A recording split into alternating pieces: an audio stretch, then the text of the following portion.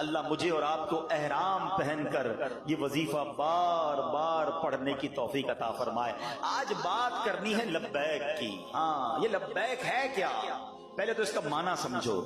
لبیک اللہم لبیک، میں حاضر ہوں میرے مولا، میں حاضر ہوں۔ لبیک لا شریک لک لبیک، تیرا کوئی شریک نہیں مولا، میں حاضر ہوں۔ ان الحمد والنعمت لک والملک، اے اللہ نعمتیں بھی تیری، تعریفیں بھی تیری، ملک بھی تیرا۔